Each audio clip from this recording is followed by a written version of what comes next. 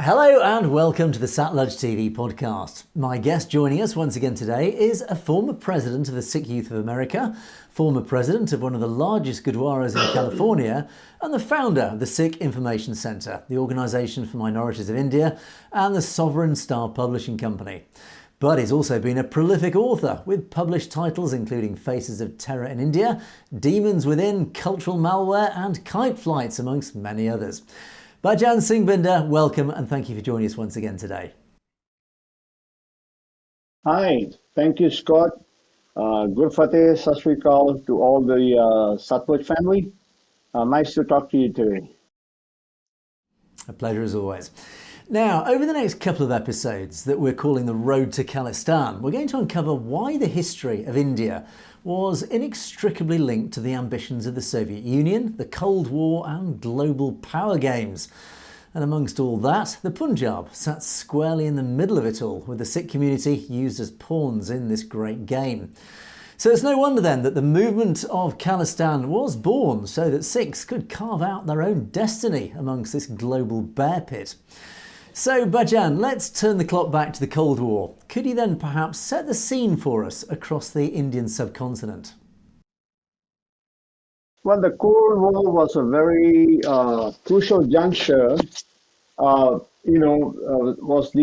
between Russia and the United States, and especially around the late 70s and early 80s. There was a series of plans and attacks organized by the Indian state, Prime Minister Indira Gandhi, involving the Sikhs in Punjab. Now, at the height of the Cold War during the late 70s and early 80s, the United States has a policy for the Cold War of containment leading to the breakup of the Soviet Union. They also wanted to apply vigilant application of counterforce wherever it was needed in the different geographical and political locations involving the Cold War interest. The Soviet counter strategy was to have a very big military buildup to kind of scare the Europe into a non-aggressive position.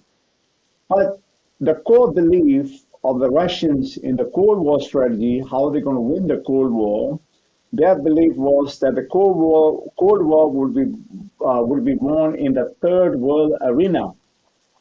Nikolai Leonov is a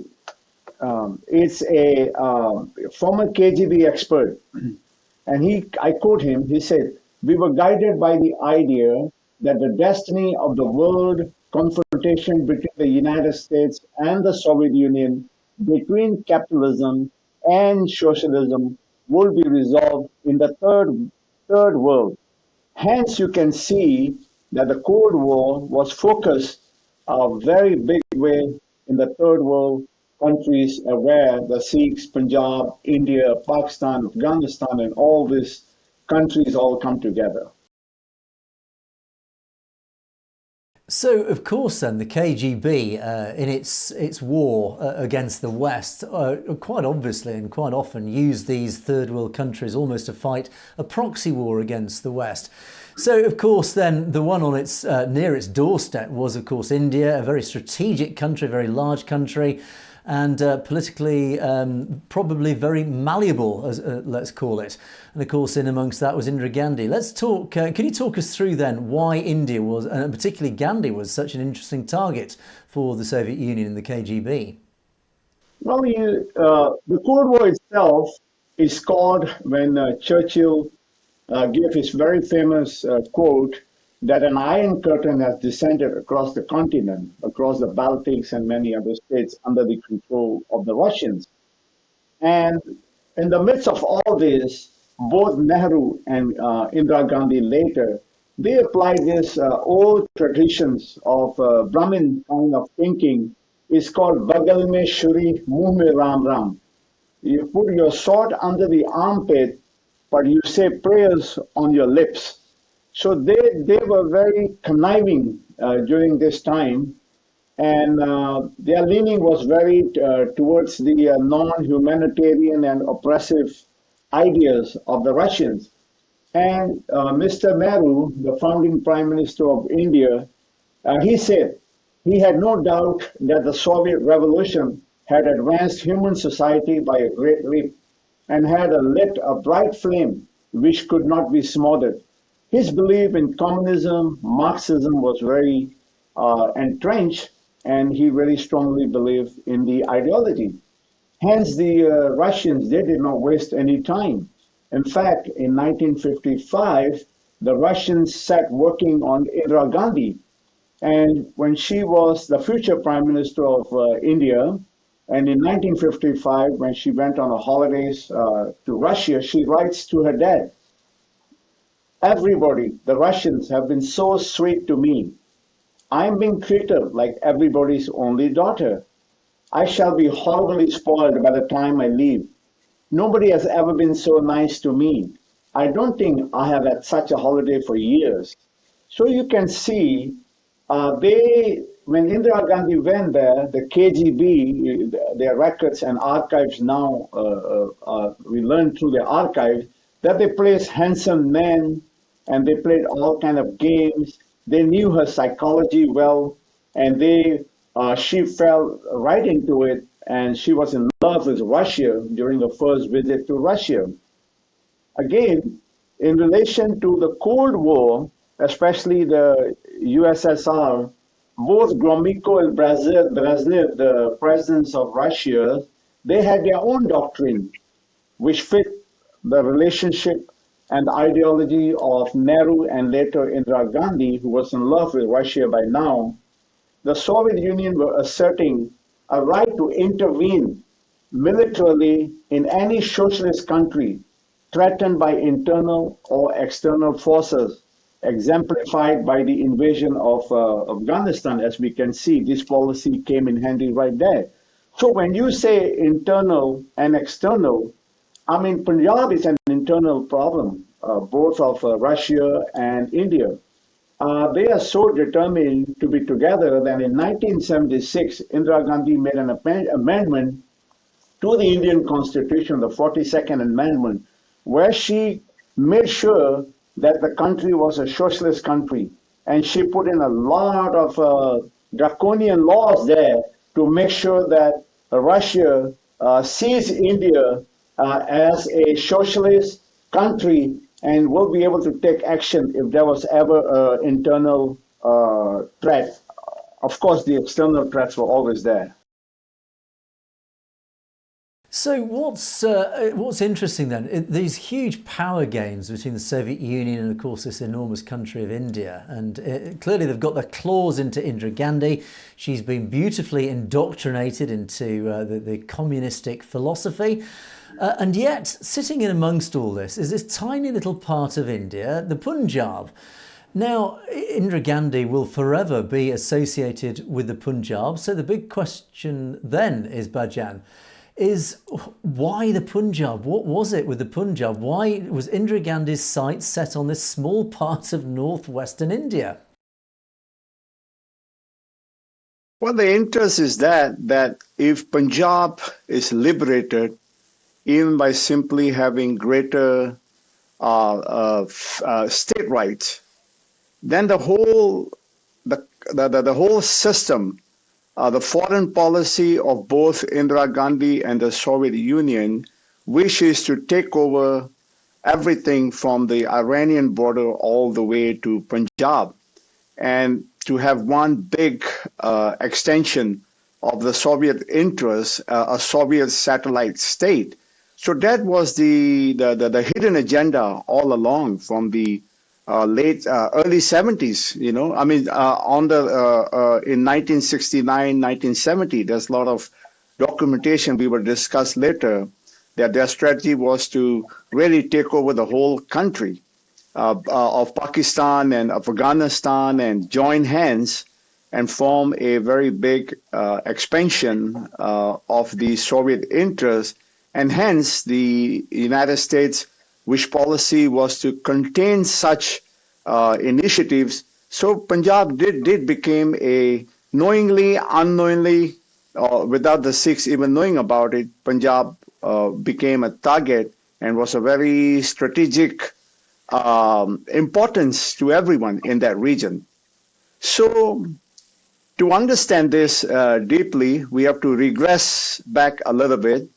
From 1980 to 1984, which is the focus of our discussion on our here today, when Indira Gandhi was the Prime Minister of India under this mushroom cloud of the Cold War, as we have discussed thus far, the happenings in Punjab and the Sikhs, such as the water rights, the linguistic rights, a more decentralized system with a greater freedom for states, they are termed by scholars as Indira's Sikh Wars. Some call it Indira Gandhi's Sikh Wars. Others are saying Sikhs in independent India facing genocide. Because we are talking about the Cold War mushroom cloud, even Mark Tully, he called his book Amritsar Indira Gandhi's Last Battle.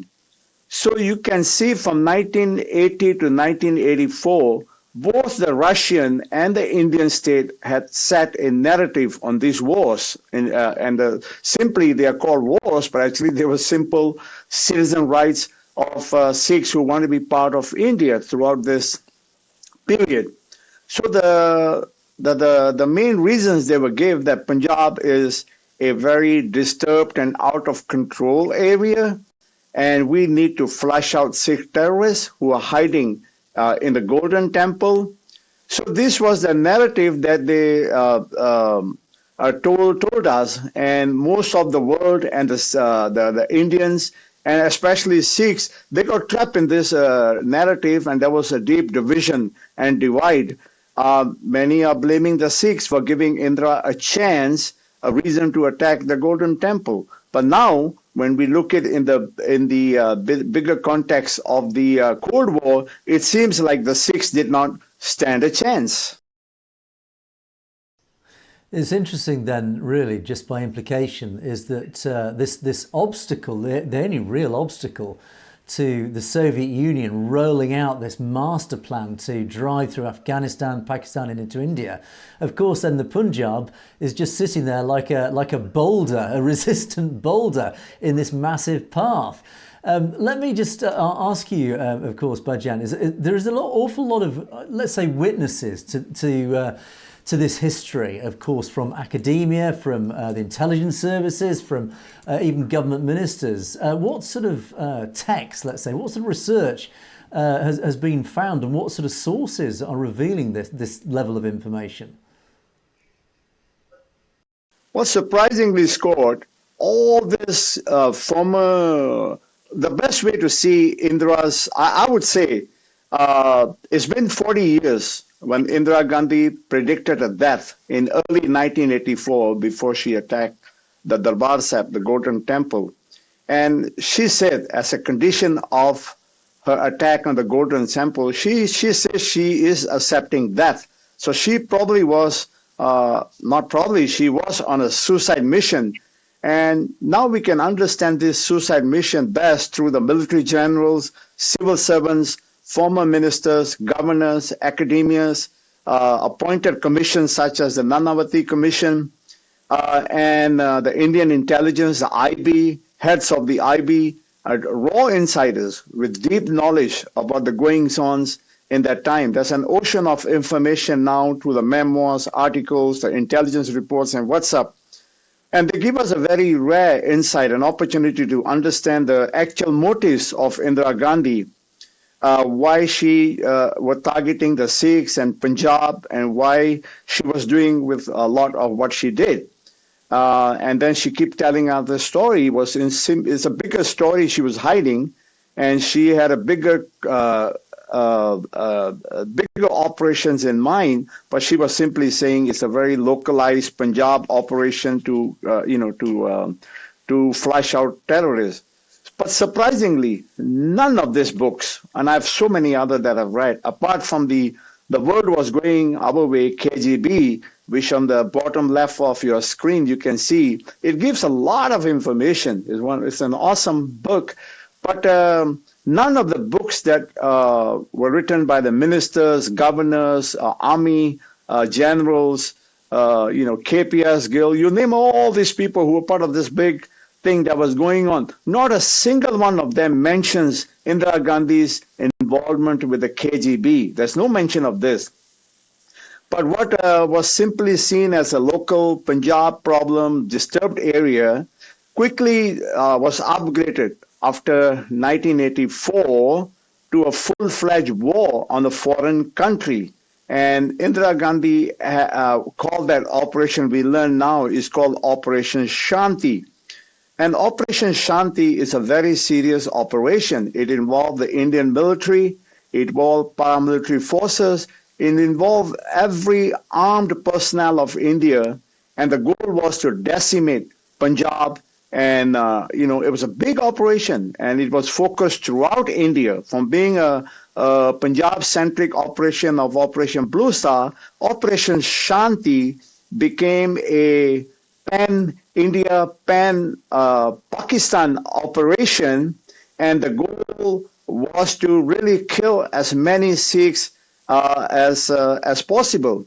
Now, if you look at the situation of the Cold War at this time, when the Russians were sitting in Afghanistan, now most of the experts of the global strategy for America, they, like Strobe Talbot, who wrote the Engaging India, he says that the Soviet Union's, the Afghanistan war with the Soviet Union was the last battle of the Cold War, and it led to the debacle, the collapse of the Soviet Union.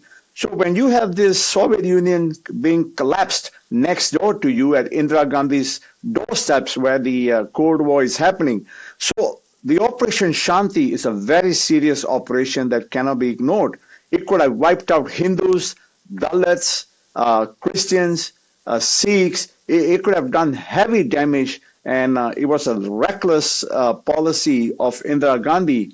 And we need to dwell deeper into her diabolic plans. But to give you the insights to her developments leading up to her assassination, most of the works that we have written by generals and what call this intelligence operatives, they say a lot, they give a lot, but no one dared to speak about the KGB issue. So it's very clear. I mean, the Operation Shanti and Operation Blue Star were the culmination, very clearly, of many, many years of planning, of strategic attacks against the Punjab and the Sikh community. I would suggest that the 1970s forms one of the most significant parts of that lead up during that the whole context of what happened. Can you talk us through the chronology of those key events in the 1970s that then led up to this important part of the early 1980s? Yeah, I would come to that, Scott, but I think I would like to first kind of go back in history so people can understand the 71s. If you look at the developments of 1980s and the current war that at that time Indira was waging. So to understand the genesis of the operations such as the Sikh Wars, the Operation Shanti, in 1977, General Zia, in a bloodless coup, has taken over the politics of Pakistan, and he has put Bhutto to death subsequently. During those times, Indira Gandhi was briefly out of power from March 1977 to November 78, when she became a member of parliament. While a member of parliament, and now you can see the Soviets have an eye on Afghanistan. They are preparing, they have problems going on in Afghanistan going back to 1973. In 1975, they were very active in Afghanistan, and then the emergency happened, Indira Gandhi went out of power. So it seems like the Soviet Union lost a very key ally, and they were waiting for a comeback. So Indira Gandhi engineered some defections in the post-emergency Janata Dal government.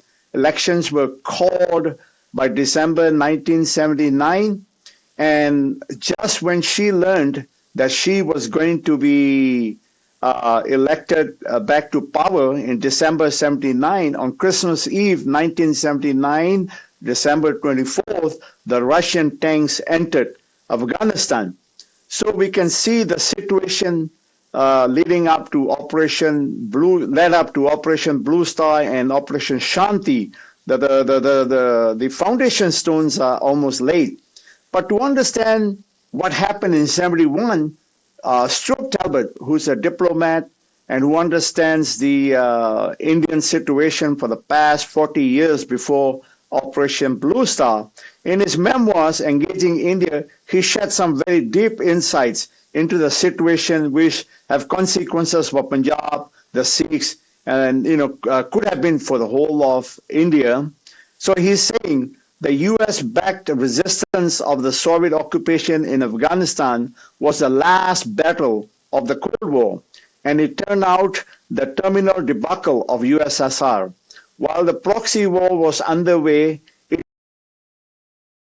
so we can see on the right of your screen, Ronald Reagan is meeting the Mujahideens, and then you had the Indira, Gandhi, and Brezhnev relationships, and on the left you have the Soviet tanks rolling into Afghanistan. So Stuart Talbot, a deep insider who is very familiar with the happenings in this era, he has established that this was going to be the terminal debacle of the USSR. The policy of the United States was to the breakup of Soviet Union and contain communism, and they were doing it very strategically and applying force where they needed, and their policy was being applied in the Afghanistan scenario. The Soviet Union, on the other hand, and Indira Gandhi had clear partnership to join forces and to really take over the whole region. So Punjab was a border, just like a very small border, but enough to stop the role of the Indira Gandhi towards Afghanistan and the role of Russians towards India. So it was the tone on the side of both these handshakes between these two leftist, communist-minded operations going on between India and Russia. So you can see during this time when giants were pitted against each other, and this is not the first time they were pitted against each other, and we're going to go back and we're going to go forward and talk about Assembly 1. And this is not going to be the last time they were pitted against each other. And this is where we need to have discussions and understand from the geopolitical situation of the past, and we need to assess our opportunities today, and we need to assess our pitfalls, and that requires a deeper conversations which we may have down the line someday. So we have seen this whole region is now on a collision course, and Sikhs are like ants among the elephants, caught in a Brahmin mindset state at the mercy of the most devious Indira Gandhi with a dynastic ambition at any cost. So that's where we are with our situation on the 1980s development of the Cold War. Now, sorry, Bhajan, I was just going to ask you then. So the early 1970s then, of course, in and amongst all this, the Cold War is at its height. The US is clearly very interested in what's going on in this region. And of course, during this time, Pakistan, sitting there in amongst it all, is potentially forming more of an alliance with the USA than the Soviet Union. And of course, then in the early 1970s, 1973, there was the potential breakup, or in fact, the breakup of Pakistan and the breakaway of Bangladesh. Can you talk through the US sort of perspective, and particularly in relation to Pakistan?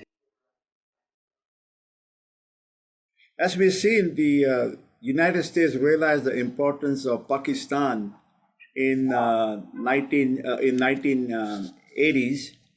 But going back to the late 60s and early 70s, when there was the war going on between the civil war in Pakistan resultant in Bangladesh, where during that time the American naval ships were sent to the region to flex muscles, and Russia did its own muscle flexing.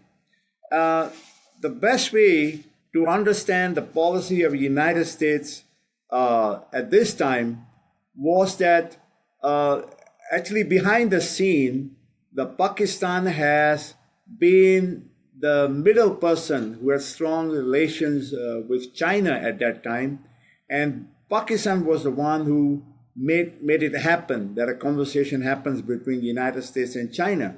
So during this time, the alliance of the Chinese was strategized with the United States, and hence, India now see Pakistan as an enemy and China as an enemy. But even just as important as the 1980, in the 1971, United States realized the importance of Pakistan because United States, there's a lot of information now that the forces in Afghanistan, they were ready to cross into Pakistan, and India was willing to cross into Pakistan.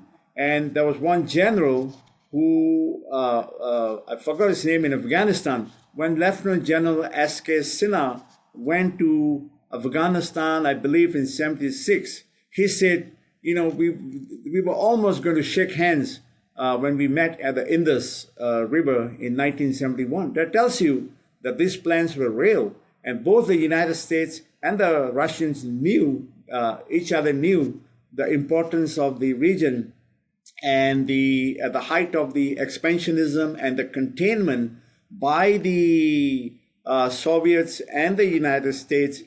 So Pakistan was very important, and it became even more important because it was the middleman who created the pathway between the Chinese and the USA. So during this time, Kissinger said that they supplied weapons, they supported Pakistan. But the key reason here for supporting Pakistan was actually, according to Stuart Talbot, was to stop this handshake between the Russians, Afghanistan, and Indira Gandhi at the Indus River. So, and Henry Kissinger is very clear when he explains the whole 1971 situation of Bangladesh, Pakistan's civil war, India's war with Pakistan, and their unrealized dreams of the Russians to cross over and capture the whole area.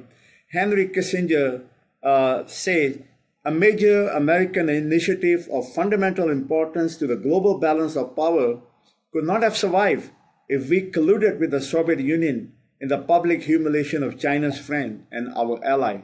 Meaning they could not collude, they could not sidestep, they could not ignore Pakistan's situation at that time.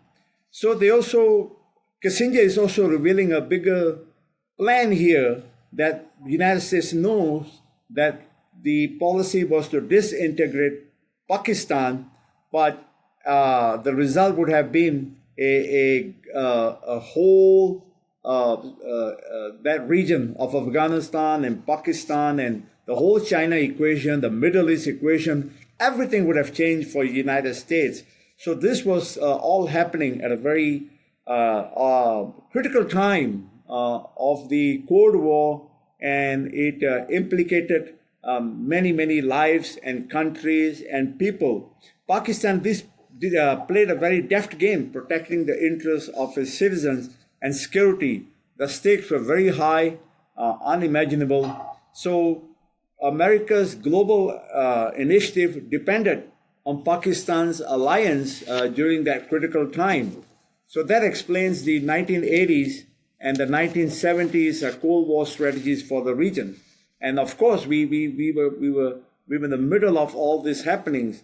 And you can see that it was at this critical time, while the United States saying that we have no choice.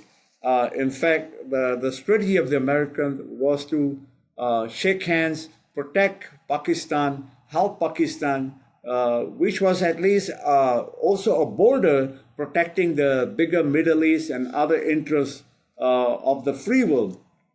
It was during this critical time that Indira Gandhi signed a treaty of peace, friendship, cooperation between the Republic of India and the Union of Soviet Socialist Republics. Now, this is very important. It's important in the sense that just when the war the civil war was happening in Pakistan and the potential of the whole region to engulf in a major war, world war almost you can say, India signed a peace treaty of friendship with the Russians, with Brezhnev, and Indira Gandhi signed it together. And one of the key articles in there, it says that each high contracting party undertakes to abstain from providing any assistance to any third party that engages in armed conflict with the other party. In the event of either party being subjected to an attack or a threat thereof, the high contracting parties shall immediately enter into a mutual consultations in order to remove such a threat and to take appropriate effective measures to ensure peace and security of their countries.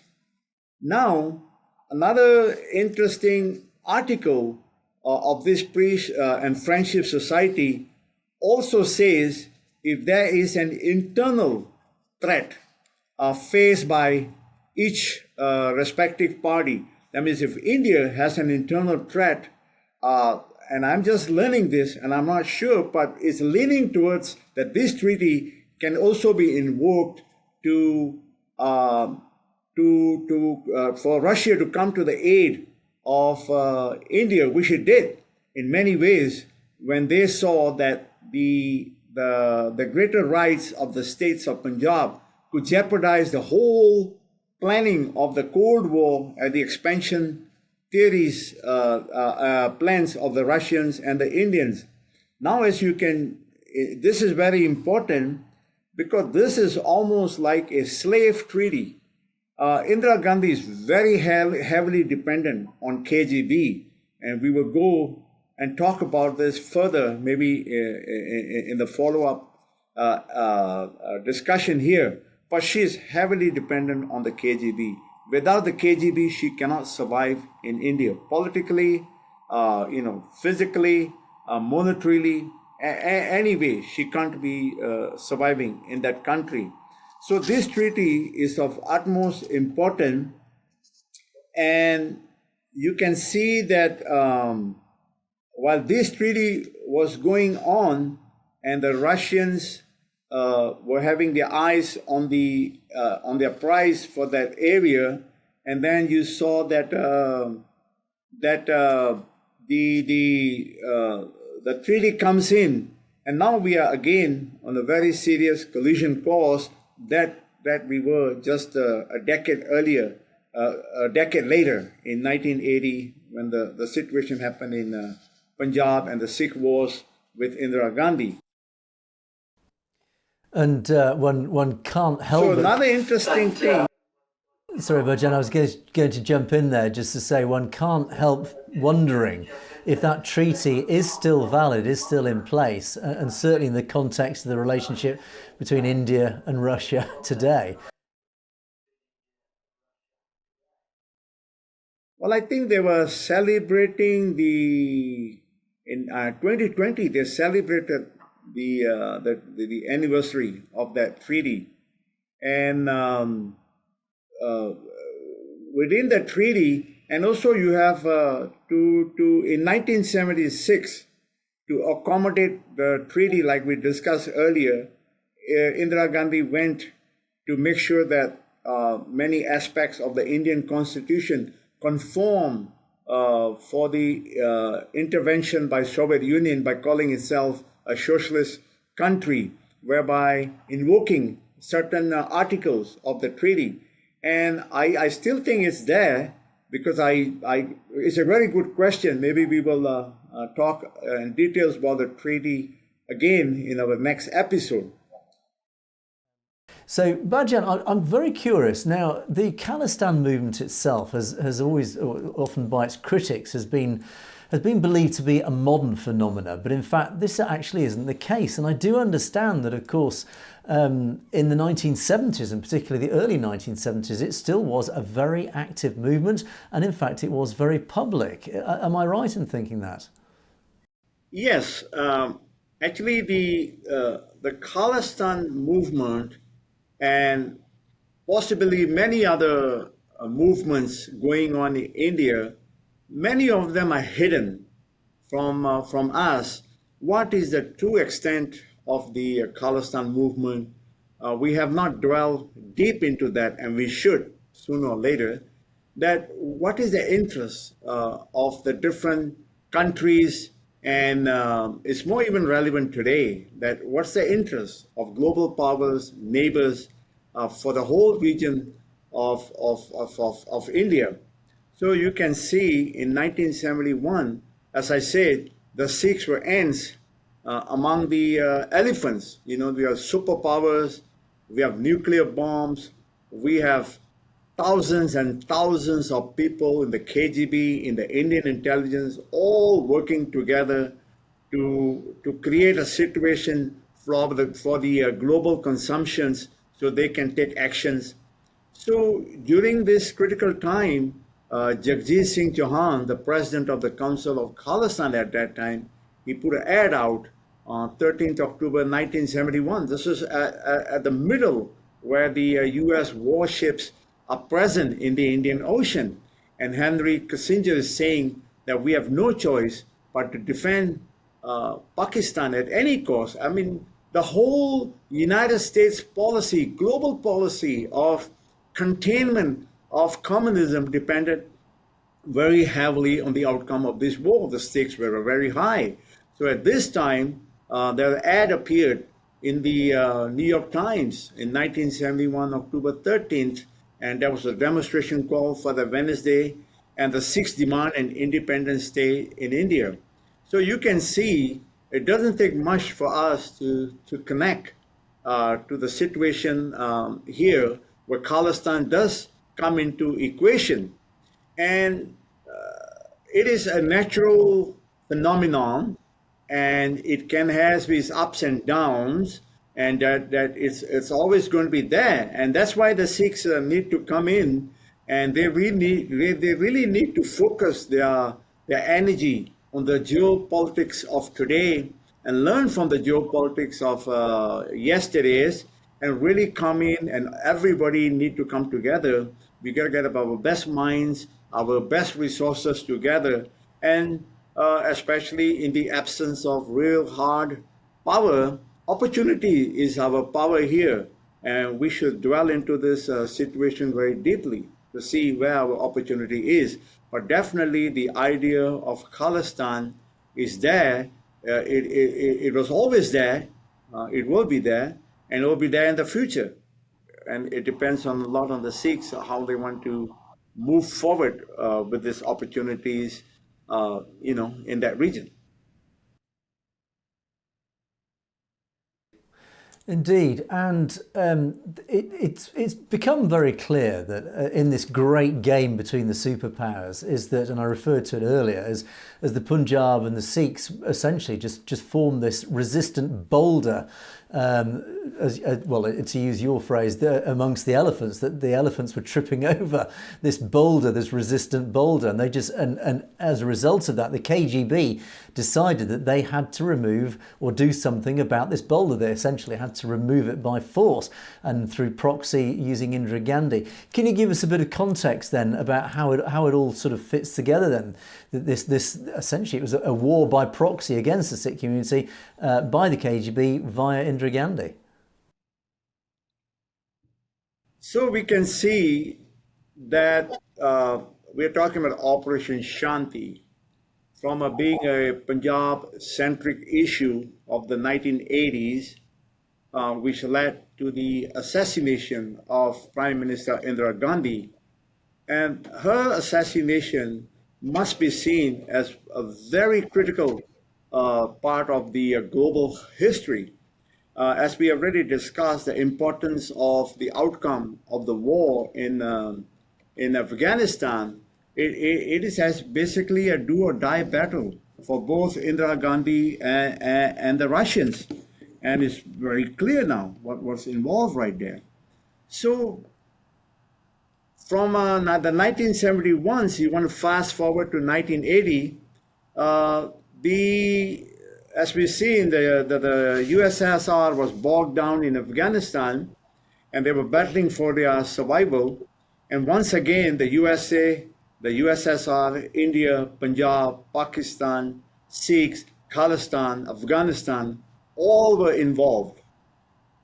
And Indira Gandhi's diabolic Cold War strategy, especially towards the Sikhs, which we had no control of, or not much was known what was going on. Unlike in 1971, where the ads were coming out in the New York Times wanting a separate Sikh nation called Khalistan. But unlike that, in the 1980, late 70s and 1980, when Indira Gandhi came back to power, it seems there was a different kind of strategy in place by the Russians and Indira Gandhi.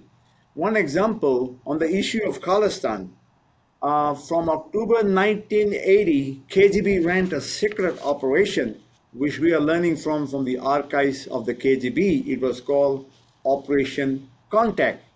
And what Operation Contact was supposed to do was to create an impression globally that the Sikhs they want Khalistan, and at that time the movement of the Sikhs in Punjab, Bhindranwale has not even once said that Sikhs want Khalistan, and that is very clear all the way to the Operation Blue Star. He never mentioned Khalistan, and all the Sikhs wanted was the Nanpur Sahib Mata with the state rights and the water rights, linguistic rights, and some religious rights, very minor.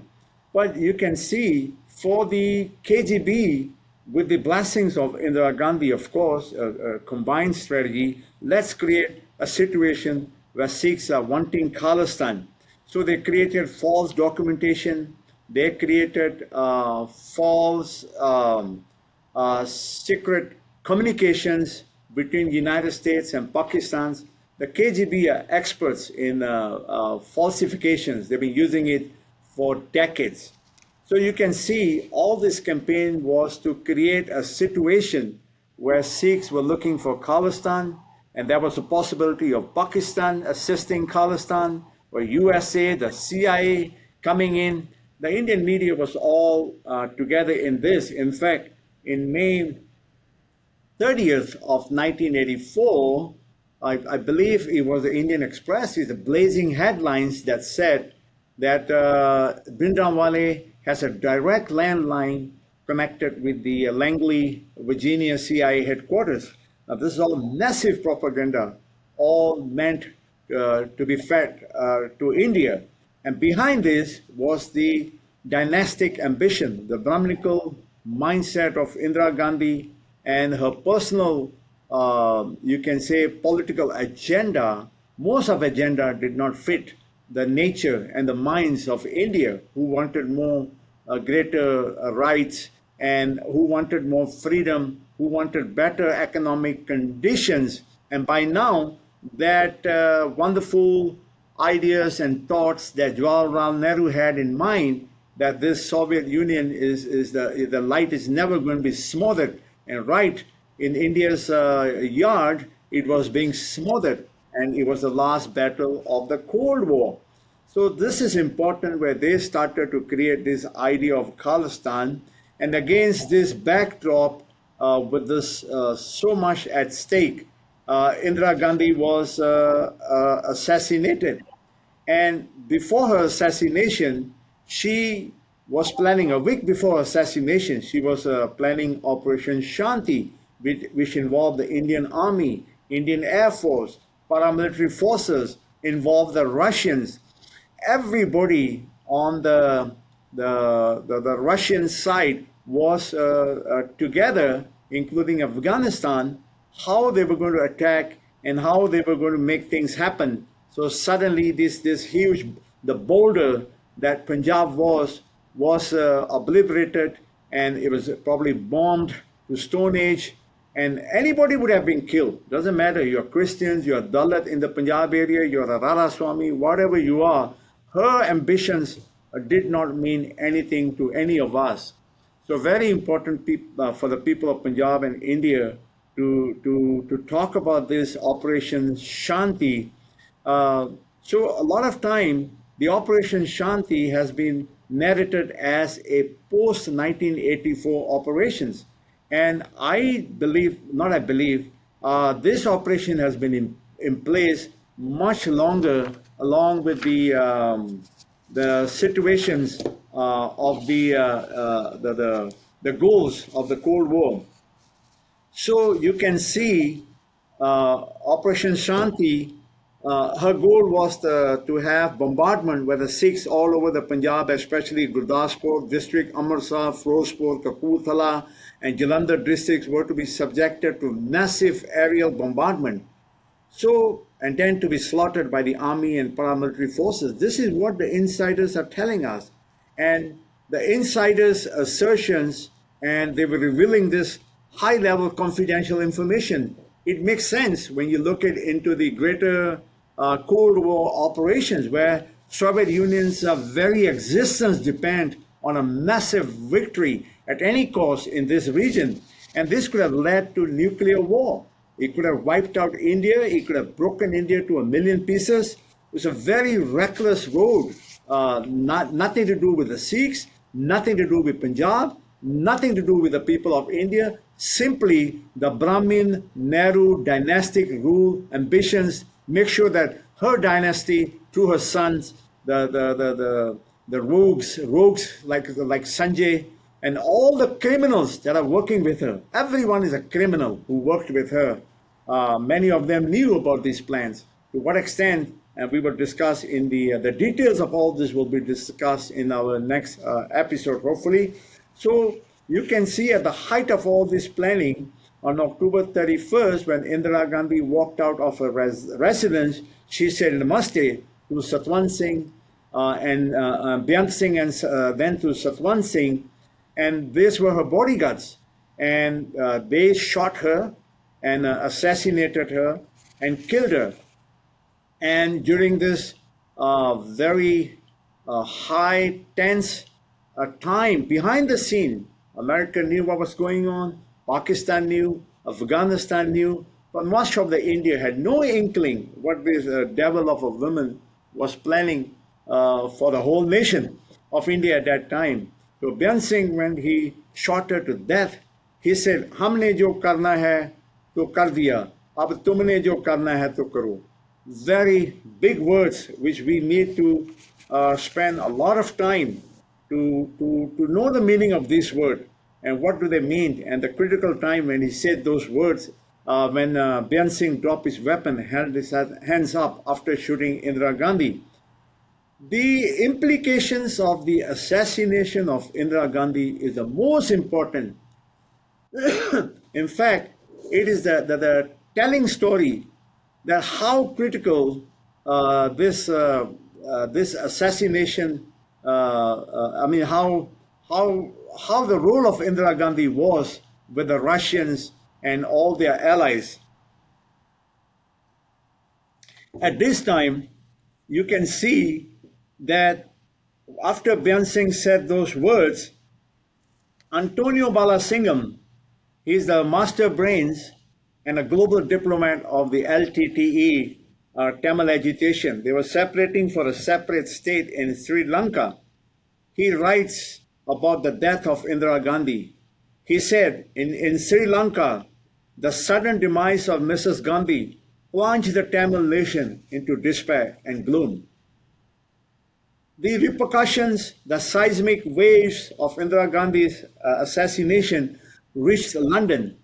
The current wife of Prime Minister Shahbaz Sharif of Pakistan, she was then married to Mustafa Kar, a right-hand man of Bhutto, the People's Party president, who was jailed and then subsequently executed when Zia took over the power of General Zia took over the power in 1977.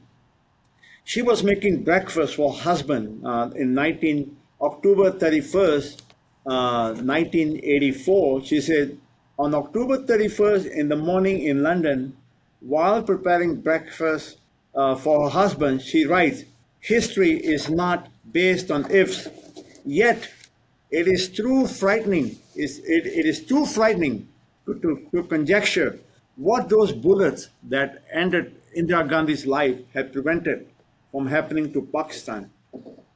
In the context of the 71 critical relationship of Henry Kissinger saying that they had to come to Pakistan's aid at any time, and this is a time when Nixon, we have known now, because of all her plannings, and in fact, Indira Gandhi must be seen. This is not a war between USSR and USA. Actually, it's a three-dimensional war. She was playing a very havoc game with the non-aligned nations, which were completely aligned with the Russians. So she was a deep insider. To be honest to you, I would say that India never got its freedom. Immediately after the British left, power was handed over to the KGB by Indira Gandhi. And her whole life story and her desperation, which we'll discuss in minor details, the next one. And we will share how this theory is not just a theory, but was a real. What are the minute facts of her daily lives, her daily operations, her children, how they were all working for the KGB, hand in glove, for petty things to serious things, at the expense of humanity, at the expense of human beings, the Indian population. The Sikhs suffered tremendously as a result of this. Now, going back to Tamina Durrani, who is the wife of Shahbaz Sharif now, and she was in exile in Pakistan. And she said, God knows what would happen to Pakistan had she not died. So these words all come together. Bhajan Singh is saying, I've done what I've done, now you do. We have done what you have done, and now you do what you have to do. The gloom and despair of the Tamils, the relief of Tamina Durrani, the current wife of Prime Minister of Pakistan, they're all interwoven and connected. And Sikhs who thought that after assassination, things are balanced and we will continue life as citizens, they were told that you are not the citizens of India, and they were attacked and massacred. The strategies, part of the strategic team of Indira Gandhi at those times before the Operation Shanti, 1 week before when she was killed, they say that had she lived, Sri Lanka would have been cut to two pieces. So this involved the United States losing the deep sea port and losing Sri Lanka's access to Sri Lanka's deep waters. So lots at stake. And this border that forms who the obstacle between all these happenings, Punjab faced a lot of persecutions, oppressions, and it still continues, and it might continue for a long time to come. So we also need to see what that Tamil situation was in Sri Lanka. Was Indira Gandhi genuinely was there to help the Tamils? This is something we need to discuss. We also need to discuss what would have happened to Pakistan had she not died that time. And we all know what would have happened to Punjab. Punjab would have been destroyed. It would have been more than a Gaza had Indira Gandhi's plans, desperate plans to cling to power, a reckless approach to her own people, the people of India, including the Sikhs. How many millions would have died in Punjab? Millions. And we will have some data to project how many millions of people would have died in our next episode. So we want to talk about another important happening at that time. just before her death, months before her death, which she'd been predicting. She'd been predicting, I know the Sikh militant is going to kill me. I know I'm not going to be alive. I mean, she's on a suicide mission, and we'll discuss that more, why she was on a suicide mission. So she knew she was going to pay a heavy price because the KGB told her. Maybe she knew how the world operated when you take such measures. And here you can see that the Christian Science Monitor, March 19, 1984, reports just before Operation Blue Star Shanti. This was a narrow miss for Sikhs, Punjab, and India. This tells you that the Operation Shanti has been in place for a long time, maybe even going back to early as the late 70s. Even when she was not in power, we will discuss in the next episode how she was in absolute control of the happenings of India with the assistance of KGB. So here you can see that March 1984, that India sent weapons across the Pakistan border to kill General Zia. So this is part of the Cold War strategy. This is part of the survival, the do or die battle for the USSR, and on the other hand, the containment policy of the United States. And it's right at the border where 200 to 300 weapons were sent for 200 to 300 soldiers that included air missiles, anti-tank missiles, automatic repeater rifles, mortars, plastic explosives, money, gold. Everything was sent across. Although the report says it happened in March 1984, my research, which I will share our next episode, I have confirmation that the collaboration with the KGB and pro-KGB Pakistani soldiers and agents were all working together since 1980 with the full knowledge of Rajiv Gandhi, Indira Gandhi, Arun Nehru, and a host of other people. They were working together, and although this is reported on March 1984, this incident, the weapons were sent on December 31st, 1983. Let's go back again. Look at Punjab, leading up to Operation Blue Star. We want to talk about all this thing and all these happenings in Punjab while this was going on. That is going to be very interesting and eye-opening for us. And you can see right here that the genesis of this issue that we have in Operation Shanti, involvement of both serious implication with the full blessings of the Russians, and how we almost many of us would have been dead by now. So, Jagde Raho is the cause of the gurus to be ever vigilant. And especially Sikhs, they need to be more vigilant, not only for themselves, but for the region. But right now, they also need to be very vigilant for their very survival, physical survival, political survival, and their ideological survival.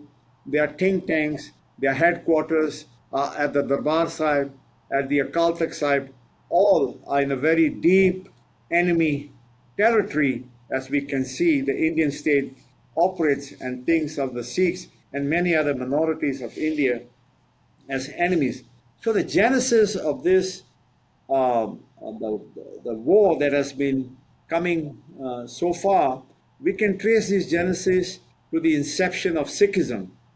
But for practical purpose, we want to focus on Indira Gandhi's interaction with the Sikhs, in her interaction with India, her policy towards many parts of India's minorities and ethnic groups, and how they are connected to her emergency days policies from 1975 to 1984, till the very day of her assassination. Although she's telling the world that in June 2nd, 1984, she went on air. She said, "Look at all that's happened. Look at Operation Shanti that was almost going to take off, and she had it planned." And she went on air. She says, "These past months," this is on June 2nd, 1984, she spoke on All India Radio, literally when the army is at the doorsteps of the Golden Temple and the tanks are lined up to attack the Golden Temple. She is saying, "These past months, my heart has been heavy with sorrow. Each day, tragedy is adding to the anguish. Punjab is uppermost in all our minds. The whole country is deeply concerned." Now, a few days before Operation Blue Star, the former Defense Minister of India, Bhajan Singh, he was driving in Jalandhar area, and he saw army cantonments marching towards Amritsar on May 30th. He immediately went to New Delhi. He contacted the chief advisor to Indira Gandhi, R.K. Dhawan, and requested an urgent meeting with Indira Gandhi and shared his concerns about an attack on Darbar Sahib. He said that you should not do this. This will have very serious repercussions.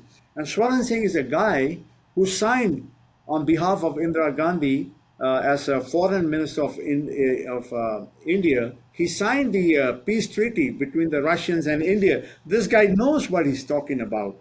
He was telling Indira Gandhi, "You have no idea what could happen if you go ahead with the attack on the Golden Temple." And this is what she said, "Sardar Sahib, आपने ऐसा सोच कैसे लिया कि मैं ऐसी गलती करूंगी? Sardar Sahib, how can you imagine that I will commit such a mistake?" This is the Indira Gandhi that India need to know. This is the Indira Gandhi the Sikhs need to know, that when it comes to the Sikhs, Punjab, and if not the whole country, the security and the safety we cannot take for granted. We might be closer to Operation Shanti anytime soon because the mindset remains the same. There is always this idea of the global Hindutva expansions where they see Mahabharat, the only way India can be safe is the borders of India are at the borders of Iran. And then they have conquered parts of China, Sri Lanka, Bangladesh. So that's where we stand today. A terrifying prospect, Bhajan, but unfortunately there we must leave this fascinating story. But we will be continuing this discussion with Bhajan Singh Bhinder for our second part of the story again soon. Bhajan, it's been an absolute pleasure as always. Thanks so much for joining us. Thank you. Thank you for having me, Scott. Pleasure as always. And thank you for watching the Satluj TV podcast. We will see you next time.